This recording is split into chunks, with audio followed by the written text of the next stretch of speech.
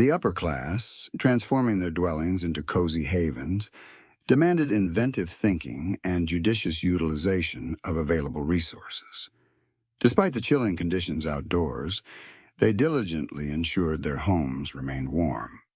But make no mistake, these were not your comfortable, contemporary fireplaces, where warmth is summoned at the push of a button. These were colossal, ravenous entities that consume wood with the voracity of teenagers raiding a refrigerator. I'm not exaggerating when I say some households burn through upwards of 150 logs each week. That's enough timber to construct a small cabin merely to maintain warmth for 7 days. The focal point of any noble's castle wasn't an ornate throne or portraits of stern-faced ancestors. It was these immense fireplaces. Underprivileged servants would trek through forests, gathering wood as if their very survival depended on it, which in a way it actually did. Ingenious approaches to staying warm hinged on diligently feeding these breathing behemoths. Now you might assume that possessing at a fireplace meant dwelling in a tropical paradise, but you would be mistaken. Even with these roaring infernos, castles remained sufficiently cold to store ice cream had it been invented. Yet the heat emanating from these fireplaces was akin to that one friend who hoards snacks. It remained stubbornly localized. This meant medieval nobles essentially engaged in a perpetual game of musical chairs, except instead of music, ceasing, they were chasing pockets of warmth. But here's where their cleverness truly shone. They understood that smoke shouldn't simply linger like an unwelcome guest. Hence, the invention of chimneys was a transformative innovation. Finally, one could breathe and be somewhat warm simultaneously. Revolutionary talk about being resourceful with what you had. The truly affluent individuals became even more sophisticated. They established what I like to term heat highways throughout their castles by installing multiple fireplaces. Crucial rooms were strategically positioned near these heat sources, while less vital areas. Well, let's just say if you were a medieval noble and someone proposed a meeting in the North Tower in January, they probably weren't your ally. This strategic allocation of fireplaces was their interpretation of contemporary multi-zone heating, albeit instead of pressing buttons on a thermostat, one had to persuade several servants to continuously haul wood up numerous flights of stairs. And the beauty of it all, these fireplaces weren't solely for heating. They evolved into the medieval equivalent of social media where all the juiciest gossips circulated. Everyone would congregate around them, exchanging tales, likely lamenting the weather.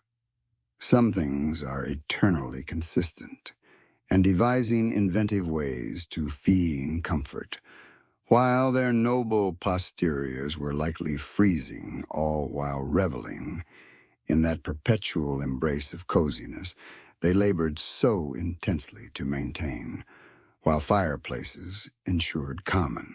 Areas remained reasonably warm. Bedtime presented its own frosty challenges. Medieval nobles, however, were not about to permit a minor inconvenience, like freezing temperatures, to compromise their beauty rest. Their bedchambers were akin to the world's first luxury sleep spas, minus the cucumber eye treatments and plus an abundance of feathers. Let me describe these beds. We're talking about serious cloud-like comfort here. The wealthy filled their mattresses with the most exquisite down feathers money could procure, and noble's bed could contain feathers, plucked from over 100 birds. Small wonder they slept until midday. I wouldn't want to vacate that fluffy sanctuary either. The real genius lay in the layers. First there was wool and sleepwear, because nothing evokes sweet dreams quite like donning a sheep. Then came the blankets. Not one, not two, but sometimes up to 7 layers of heavy wool quilts. By the time one finished layering them on, merely getting into bed was likely the day's primary physical exertion. But here's my personal favorite touch. The bed warmer. Before retiring for the night, servants would employ these metal pans filled with hot coals and slide them between the sheets like a medieval hot water bottle. Just avoid rolling over too abruptly, or you might experience more than just a warm bed. One misstep, and you were suddenly engaged in a medieval rendition of the floor is lava. The pièce de résistance was the 4-poster bed, complete with its heavy curtains. These weren't merely decorative or for privacy. They were essentially medieval sleeping bags. Once those curtains were drawn, you inhabited your own miniature cocoon of warmth. Plus, they were remarkably effective at muffling the sound of chattering teeth. And let's not even begin on the carpets. These weren't your run-of-the-mill IKEA rugs. They were serious investments in foot comfort. Because let's be honest, nothing shatters a cozy morning faster than placing your bare feet on a stone floor that feels as if it's been storing ice since the previous winter. The affluent would import exotic carpets from faraway lands, effectively creating what might be history's first heated floor system. Now medieval nobles maintained some rather unconventional roommates when it came to preserving warmth. Cats weren't just adorable companions lounging by the hearth. They were living, purring hot water bottles. But the true unsung heroes were the larger animals. Some nobles actually invited their livestock indoors during winter. Talk about an exclusive indoor gathering. Studies indicate that a single cow could elevate the temperature by 5 to 10 degrees in its immediate vicinity. Medieval nobles essentially possessed their own portable heating systems, albeit with more mooing. Before you wrinkle your nose in distaste, they weren't entirely barbaric about it. These 4-legged heaters occupied their own designated zones. Speaking of wool, medieval nobles weren't exactly gracing the fashion runways in their winter attire, but they certainly knew how to dress for success if success is defined as evading transformation into a human icicle. Their clothing strategy was fundamentally more is more, and they elevated layering to an entirely new art form. Commencing from the innermost layer, they donned linen undergarments. Yes, even nobles possessed medieval underwear, but unlike our cotton basics, these were specifically designed to trap air close to the body. Next came woolen tunics and gowns, frequently fashioned from the finest sheep's wool that money could secure. Fun fact, a single noble's winter ensemble could utilize wool sourced from up to 5 sheep. And these weren't your typical itchy sweaters. We're talking about garments so exquisitely crafted that some have endured in museum collections to this day. The true showstoppers were their outer layers. Wealthy nobles draped themselves in furs and velvets that would induce envy in any contemporary fashion. Enthusiast, furlin cloaks weren't merely status symbols. They were essentially mobile blankets. And when I say fur, I'm not referring to a mere trim here and there. These cloaks were often lined with multiple fox or marten furs, creating a toasty microclimate for their privilege wearers. But here's where it becomes truly ingenious. Their clothing was actually engineered for warmth. The seamstresses and tailor of the era were akin to medieval thermal engineers. They designed garments to be fitted at strategic points, creating air pockets that trapped warm air close to the body. It was like possessing a personal greenhouse effect, minus the environmental concerns. Velvet served as the medieval counterpart to today's performance fabric. Its dense piles trapped air and provided exceptional insulation. A noble wearing a velvet gown lined with fur was essentially strolling around in the medieval equivalent of a NASA spacesuit, albeit minus the helmet, and with considerably more embroidery. The truly clever aspect was how these outfits were designed to synergize with all their other heating methods.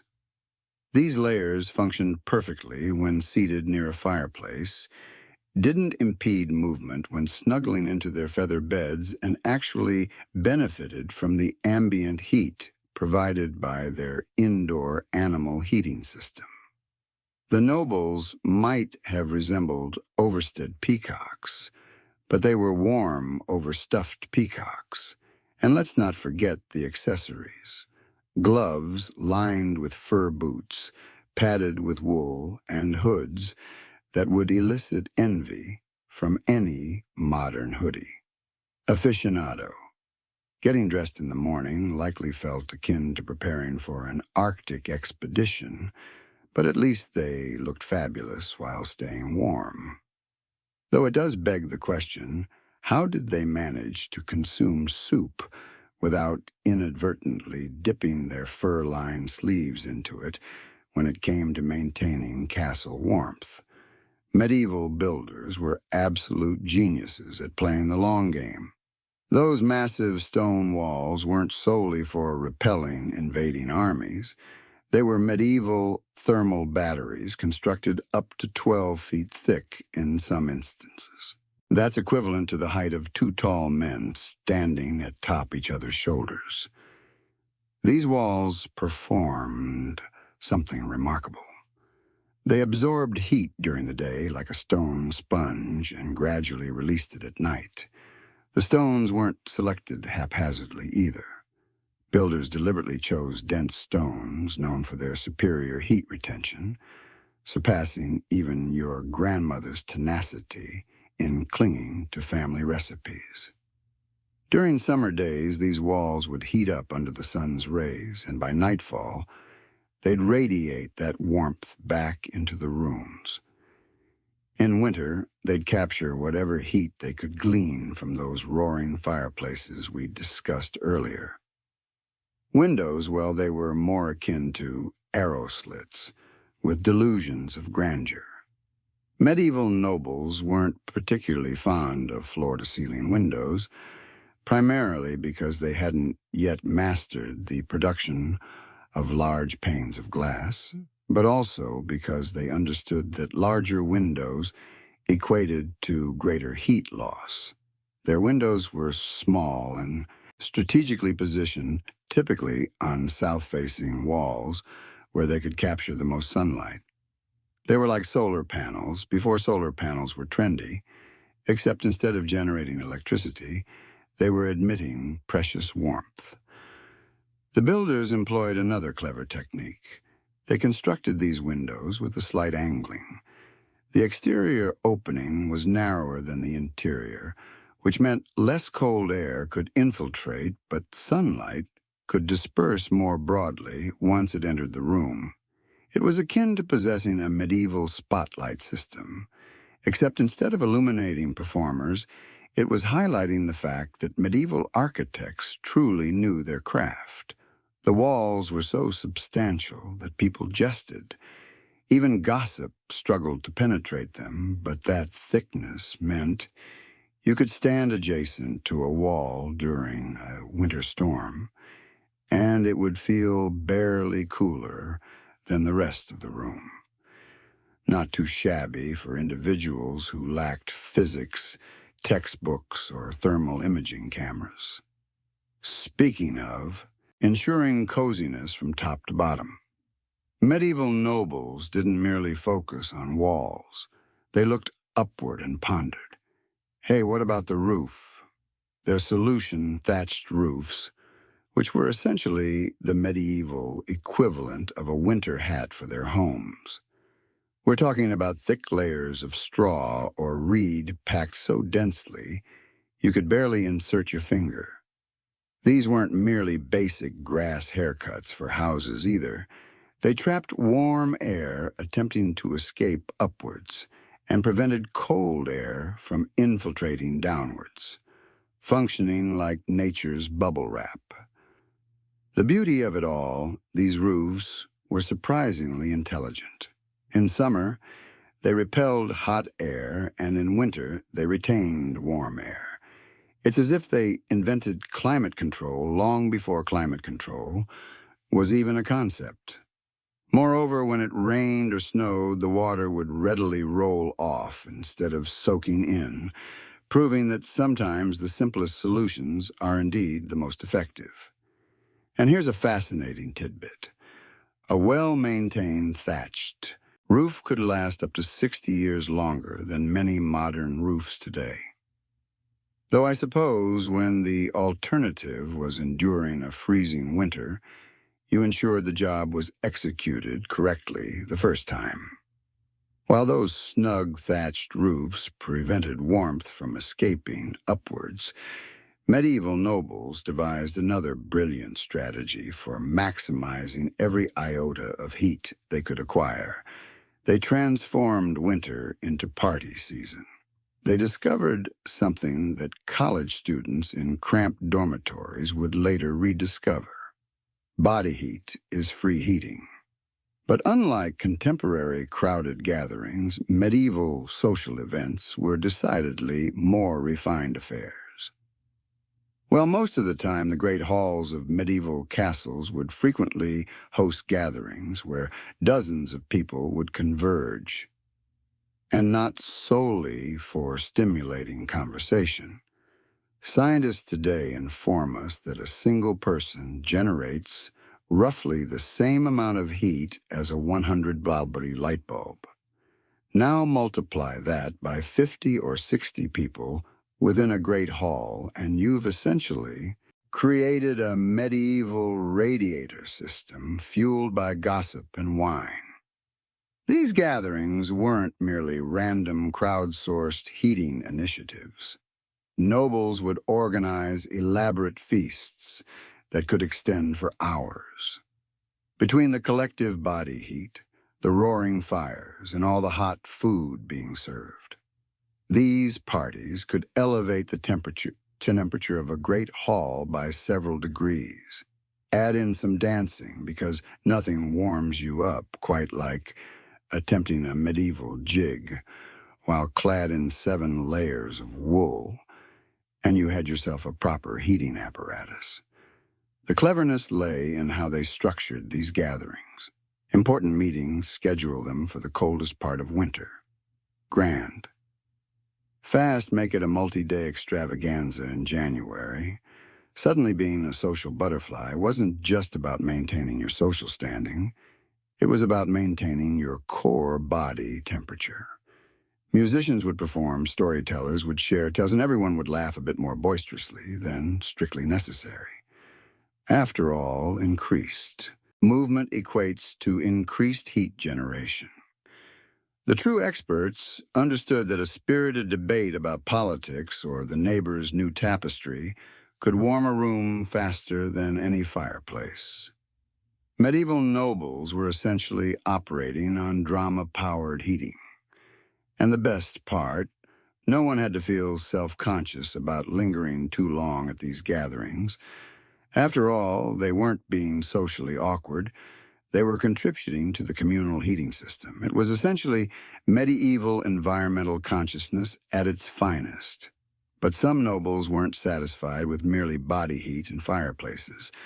The truly opulent ones installed what I like to call the medieval underfloor heating system, the hypoc. Think of it as the medieval predecessor to contemporary radiant floor heating, just with more smoke and considerably more manual labor. The system was remarkably simple. A furnace would heat air that circulated through hollow spaces beneath the floors and sometimes within the walls. Imagine strolling across warm tiles in the dead of winter. Quite luxurious for medieval times, wouldn't you agree? The heated floors would radiate warmth upwards, creating a cozy ambiance that even those party-loving nobles envied. Of course, maintaining a hippocaust wasn't exactly a leisurely stroll. In a warm park, it demanded constant attention from servants, who had to keep the furnace stoked and remove soot. But for those who could afford it, possessing warm floors was the ultimate medieval flex, akin to having heated car seats in a world of wooden benches.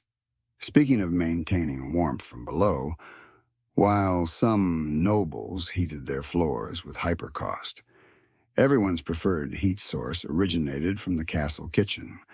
What's ingenious is how they maximize the heat generated from cooking. Stews and soups weren't merely popular culinary choices because they were filling. These dishes necessitated hours of slow cooking, which meant the kitchen fire remained lit for extended periods. The nobles essentially invented the first slow cooker medieval style. And those heated stones utilized for cooking, they'd be repurposed, tossed into drinking vessels to warm wine or ale, effectively creating the world's first heated beverage program. The kitchen was so consistently warm that servants would often sneak in simply to thaw out their frozen fingers amidst the constant cooking fires, hot stones and steam billowing from simmering pots. The kitchen resembled a medieval spa, just with more onions and considerably less aromatherapy. The strategies employed by medieval upper-class individuals to heat their homes were remarkably inventive, seamlessly blending practicality with readily available resources.